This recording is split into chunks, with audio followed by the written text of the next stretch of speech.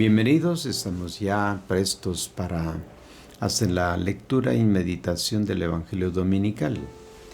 Estamos recordando estas palabras conmovedoras, apasionadas, con las que Juan comienza su carta. Dice San Juan en la primera carta: lo que hemos oído, lo que hemos visto con nuestros ojos, lo que hemos contemplado y palmado con nuestras propias manos es lo que les anunciamos, la palabra de vida. Primera de Juan 1:1 al 3.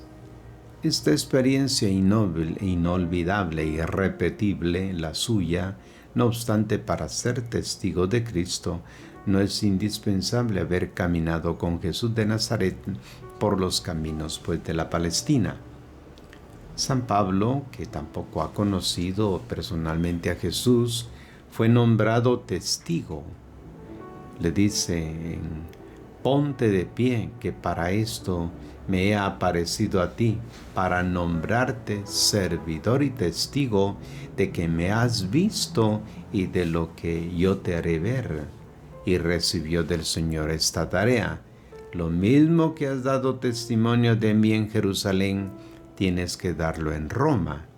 Hechos 23:11. Para ser testigo, basta haber visto al Señor realmente vivo, más allá de la muerte. Testimoniar no equivale a dar buen ejemplo. Esto es ciertamente útil, pero el testimonio es otra cosa. Lo puede dar solamente quien ha pasado de la muerte a la vida, quien puede afirmar que su existencia ha cambiado y ha adquirido un nuevo sentido desde el momento en que su fe fue iluminada por la luz de la Pascua. Quien ha experimentado que la fe en Cristo da sentido a las alegrías y a los sufrimientos e ilumina tanto los momentos felices como los tristes. Tratemos de preguntarnos: ¿es la resurrección de Cristo un punto de referencia constante en todos los proyectos que llevamos a cabo? Cuando compramos, vendemos, dialogamos, compartimos una herencia, cuando decidimos tener otro hijo o pensamos que la realidad de este mundo no tiene nada que ver con la Pascua. Escuchemos pues el Evangelio breve de este domingo, en el que está tomado del Evangelio según San Juan, capítulo 20, versículos 1 al 9. El primer día de la semana, María Magdalena fue al sepulcro al amanecer, cuando aún estaba oscuro, y vio la losa quitada del sepulcro. Echó a correr y fue donde estaba Simón Pedro y el otro discípulo, a quien tanto quería Jesús, y les dijo: se han llevado del sepulcro al Señor y no sabemos dónde lo han puesto. Salieron Pedro y el otro discípulo camino del sepulcro. Los dos corrían juntos, pero el otro discípulo corría más que Pedro. Se adelantó y llegó primero al sepulcro y asomándose vio las vendas en el suelo, pero no entró. Llegó también Simón Pedro detrás de él y entró en el sepulcro. Vio las vendas en el suelo y el sudario con que le habían cubierto la cabeza, no por el suelo con las vendas, sino enrollado en un sitio aparte. Entonces entró también el otro discípulo, el que había llegado primero al sepulcro, vio y creyó, pues hasta entonces no habían entendido la Escritura, que él había de resucitar de entre los muertos. Hasta aquí el relato. Por la mañana, dice, temprano, el primer día de la semana, María Magdalena fue al sepulcro. Todavía estaba oscuro. En estas primeras palabras del Evangelio del día de Pascua se perciben, casi se puede respirar, los signos de la victoria de la muerte. Todo está en silencio, nada se mueve, quietud, y una mujer sola y asustada se mueve en la oscuridad de la noche. La muerte parece dominarlo todo y el silencio y la oscuridad celebran el triunfo. el poder, el principio de la fuerza, la discriminación, la injusticia, la levadura de la astucia, parecen que finalmente han prevalecido sobre las fuerzas de la vida. Veamos en cambio lo que sucede cuando María descubre la tumba vacía. La escena cambia como por arte de magia. Sobrecogidos por una emoción repentina, todos los personajes son sacudidos de su letargo y comienzan a moverse rápidamente. María Magdalena corre a buscar a Simón Pedro, que se precipita a salir afuera con el otro discípulo. Tomando a todos por sorpresa, el día después del sábado, la vida explota con toda su fuerza. Tomando todo este texto que hoy nos plantea la Iglesia, Dios intervino y abrió la tumba. Pero María Magdalena aún no lo sabe. Piensa que el cadáver ha sido robado. La suya es una reacción natural y espontánea. Es el primer pensamiento que se cruza en la mente de cualquier persona que se encuentre ante una tumba vacía.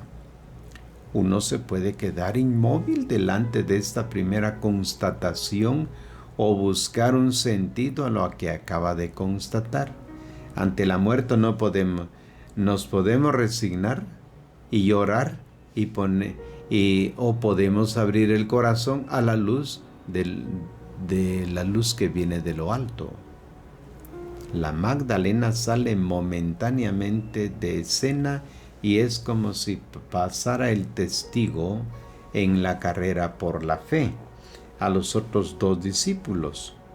Uno es conocido, es Pedro, y el otro discípulo no tiene nombre. Generalmente se dice que se trata del evangelista Juan, pero esta identificación se hizo mucho más tarde, unos 100 años después del fallecimiento del apóstol. Puede ser que sea el discípulo a quien Jesús amaba. Sin embargo, en el Evangelio de Juan esta figura tiene sin duda también un carácter simbólico que se debe poner en evidencia. Este discípulo, cuyo nombre no se conoce, está siempre vinculado de alguna manera a Pedro. Entra en escena junto a Andrés. Los dos un día ven pasar a Jesús, le preguntan dónde vive, lo siguen y se quedan con él toda la noche. ¿Qué tiene que ver Pedro con esto? Tiene mucho que ver porque el discípulo sin nombre llega a Jesús antes que él. De este discípulo ya no se hablará ya más hasta la última cena, cuando Jesús declara que los 12 también entre ellos hay un traidor. Pero aquí, ¿quién lo descubre? Solo quien pueda reconocer a los que están del lado de Jesús y a los que están en contra de él. No es ciertamente Pedro, sino el discípulo sin nombre que reclina su cabeza en el pecho de Jesús. Durante la pasión, mientras que Pedro se detiene y niega a conocer al Maestro, el discípulo cuyo nombre no se conoce tiene el coraje de seguirlo. Entra en la casa del sumo sacerdote y permanece cerca de Jesús durante el proceso. Pedro no se encuentra en el Calvario, ha huido. En cambio, el discípulo a quien Jesús ama está con el Maestro, se encuentra al pie de la cruz con su madre. Luego viene el pasaje evangélico de hoy, en el que Pedro es nuevamente vencido, ya sea en la carrera terrena que en la espiritual, pues como veremos en breve en Juan 20, 3 al 10. En el mar de Galilea también es este discípulo a reconocer a Cristo resucitado con el nombre que aparece en la orilla. Pedro se dará cuenta solo más tarde. Por último, cuando es invitado por Jesús a seguirlo, Pedro no tiene el coraje de hacerlo solo, siente la necesidad de tener a su lado al discípulo a quien Jesús amaba. ¿Quién es entonces y quién representa? ¿Por qué no tiene nombre? Representa al verdadero discípulo, al auténtico, Aquel que cuando encuentra a Jesús no duda, lo sigue inmediatamente, quiere reconocerlo y saber más de él. Se olvida incluso de dormir solo con tal de estar con él. Lo conoce lo suficiente como para saber de inmediato quiénes son sus amigos y quiénes son sus enemigos. Lo sigue aun cuando sea necesario dar la vida. No tiene nombre porque cada uno de nosotros es invitado a poner el nombre propio. Veamos ahora esta pareja de discípulos que corren a la tumba. El discípulo sin nombre llega primero, se inclina y ve las vendas en el suelo, pero no entra. Llega también Simón Pedro, que entra, ve las vendas en el suelo y el sudario que se puso pues sobre la cabeza de Jesús no estaba por tierra con los lienzos, sino enrollado en un lugar aparte. Nada milagroso, no hay aparición de ángeles, por doquier se ven solo signos de la muerte. Tal vez los dos discípulos tienen una intuición, aquella formulada por San Juan Crisóstomo. Quienquiera que se hubiera llevado el cuerpo no lo hubiera despojado de las vendas antes de llevárselo, ni se hubiera tomado la molestia de quitarle las vendas y de envolver el sudario para dejarlo en un lugar separado. Por lo tanto, el cuerpo no fue robado. Pedro se detiene aturdido y sorprendido. Constata, pero no logra ir más allá. Sus pensamientos están bloqueados ante la evidencia de la muerte. En cambio, el discípulo anónimo logra dar un paso adelante, ve y empieza a creer. Es el punto culminante de su camino hacia la fe en el Señor resucitado. Ante los signos de la muerte, el discípulo comienza a percibir la victoria de la vida. La anotación que sigue aúna a los dos discípulos. Ellos aún no habían entendido la Escritura, donde se decía que Jesús debía resucitar de entre los muertos. Parece ilógico, al menos en lo que respecta al discípulo sin nombre, pero en este punto el evangelista Juan no está narrando una fría crónica de los acontecimientos, sino indicando a los cristianos de sus comunidades el itinerario por él se llega a la fe.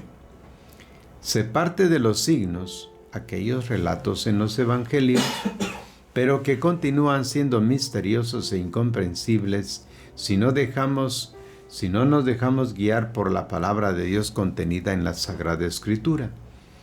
Son estas las que abren de par en par la mente y el corazón e iluminan interiormente para reconocer al resucitado. El verdadero discípulo no necesita de más pruebas, no necesita verificar como exigía Tomás. Jesús dijo a sus discípulos: si el grano de trigo no cae en tierra y muere, queda solo, pero si muere, produce mucho fruto. Quien aún no cree considera esto un absurdo y locura el regalo gratuito de la vida, porque detrás de este don solo pueden ver signos de muerte. En cambio, es la luz de la Pascua que el discípulo auténtico comienza a comprender que la vida donada por los hermanos nos introduce en las bienaventuranzas de Dios. El versículo conclusivo del relato, los dos discípulos, dice, regresaron de nuevo a su casa. Casi da la impresión de que todo vuelve a ser como antes, pero no es así. Los dos discípulos han reconocido a Jesús, han verificado los mismos hechos y han visto los mismos signos. Reanudan la vida cotidiana, pero uno de ellos sigue desanimado y decepcionado, mientras el otro es guiado por una nueva luz y sostenido por una esperanza nueva. Realmente el grito de la alegría de la resurrección queda plasmado en esta búsqueda de los apóstoles. María de Magdala es la primera que se presenta buscando al difunto, pero que luego se constatará de que ha resucitado, que no está muerto. Es la alegría pascual con la que nosotros celebramos ahora 50 días para ir haciendo memoria de la presencia real del resucitado, porque Él murió una sola vez, dice la carta a los Hebreos, murió una sola vez y ahora vive glorificado para siempre. Celebremos pues este tiempo de Pascua. Gracias por su atención.